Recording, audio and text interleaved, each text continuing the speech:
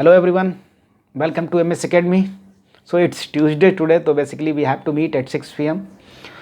तो in the last lecture यदि आपने देखा कि हमने क्या देखा था, हमने देखा कि इलेक्ट्रिक्यूशन क्या है और कितने लोग प्रतिदिन इलेक्ट्रिसिटी से, इलेक्ट्रिक शॉक की वजह से या उसके चपेट में आके मरते हैं। तो आपने देखा था बेसिकली देखने की बात ये है कि करीब करीब 30 लोग प्रतिदिन मरते हैं, ठीक है, इंडिया में।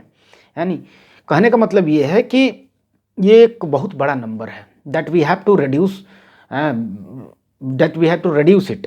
तो ये कैसे हो सकता है? जब हम प्रॉपरली ट्रेंड हों, ठीक है, और चीज़ों के बारे में जानते हों, ठीक है। तो लास्ट लेक्चर में हमने बताया था कि क्या क्या रीजन्स हो सकते हैं कि आप जो है कि आपको इलेक्ट्रिक शॉक लगता है, मेजर्स काजेस क्या हैं एंड व्हाट आर द कैसे आप उनसे बच सकते हैं, ये सारा चीज़ मैंने बताया था कि यदि किसी को इलेक्ट्रिक शॉक लगता है तो उसे सीपीआर देते हैं, और मैं बताया था कि नेक्स्ट लेक्चर में हम सीपीआर का डिस्कशन करेंगे। तो जी हाँ, बिल्कुल, आज का जो लेक्चर है उसमें हम लोग डिस्कस करने वाले हैं कि किसी को हम सीपीआर कैसे देते हैं। CPR stands for cardiac pulmonary resuscitation, यानी कि यदि किसी को इलेक्ट्रिक शॉक लग गया है, यानी इलेक्ट्रिक शॉक का मतलब क्या है, शॉक क्या है एक्चुअली?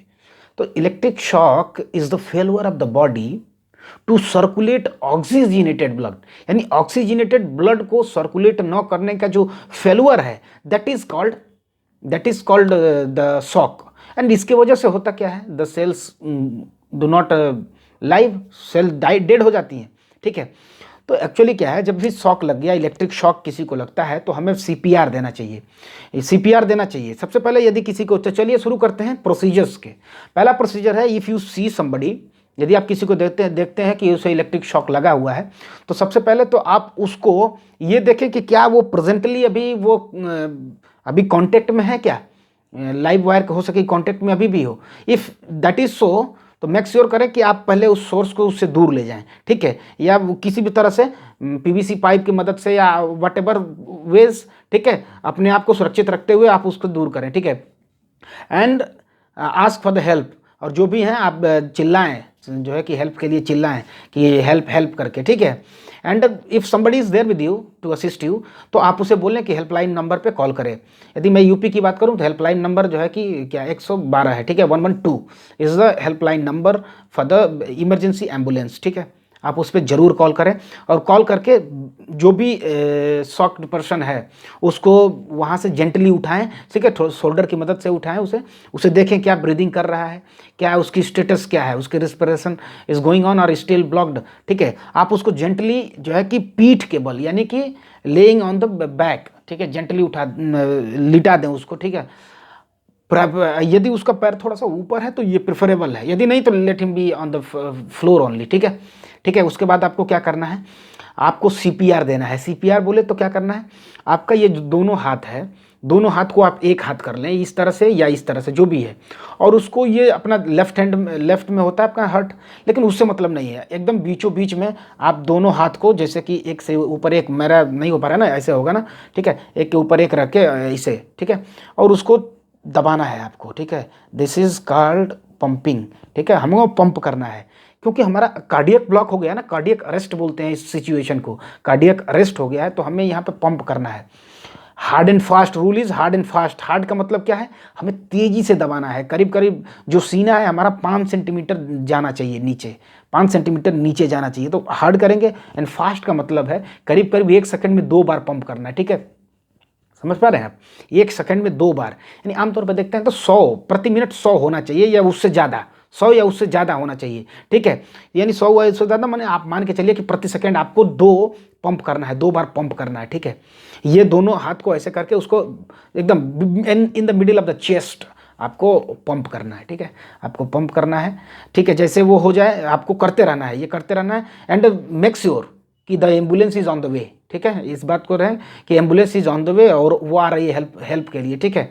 आप उसे करते रहें, और यदि ये वाइल डूइंग दिस आप पंपिंग करते रहें, फिर वो आपको माउथ ब्रीदिंग देना है, हवा से भी जो है उसके मुंह को खोल के, नाक बंद कर लीजिए ऐसे, और वो उसके खोल कर, और उसमें आपको ब्रीदिंग करना है, यानी ब्रीद इन करना है, मतलब आपका ब्रीद आउट होगा, यानी आप उसमें फूकेंगे, जैसे फूकेंगे जो उसका चेस्ट है वो ऊपर आना चाहिए 5 सेंटीमीटर के आसपास, क्योंकि आप जब फूकेंगे तो वो ऊपर आएगा ना, फूलेगा, तो वो ऊपर आना चाहिए, ठीक है, इस बात को श्योर करें।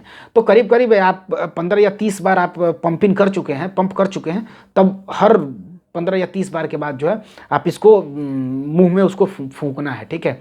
ये प्रोसीजर होता है ये CPR का, ठीक है। मेडिकल हेल्प केयर के लिए जरूर हेल्प नंबर लगाएं, 112 होता है यूपी में, ठीक है, अन्य 1066 कहीं का होता है, ठीक है, कहीं का 102 होता है।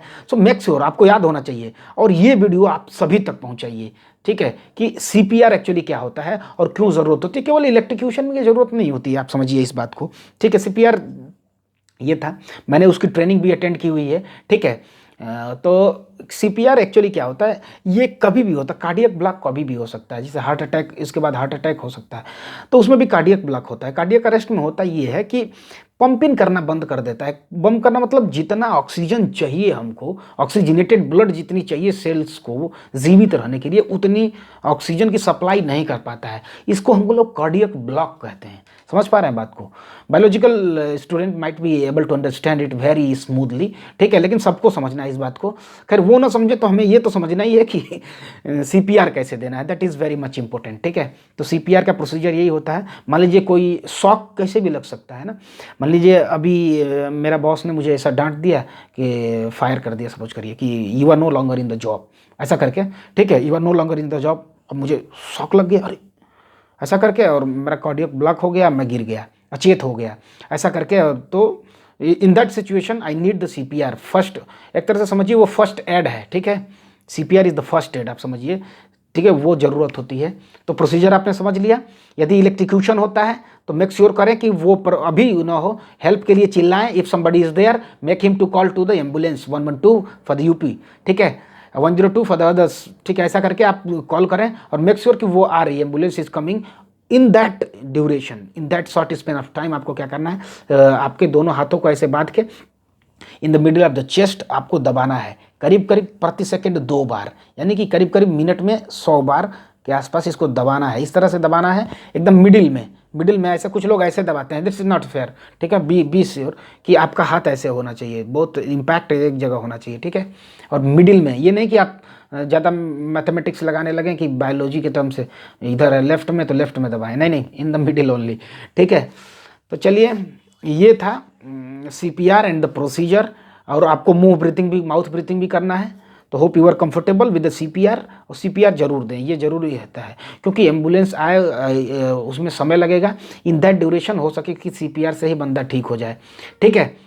तो फिर भी आप एम्बुलेंस बुलाएं ज़रूर, ठीक है। तो चलिए, आज का सेशन इतना ही रखते हैं। नए सेशन में मिलेंगे नए टॉपिक के साथ। बने रहिए MS Academy में, और इस वीडियो को जन जन तक पहुंचाइए। Everybody must be trained about the CPR, that's why you need to like, share and subscribe my channel if you have not subscribed the channel yet, ठीक है, for these kind of videos. So thank you very much.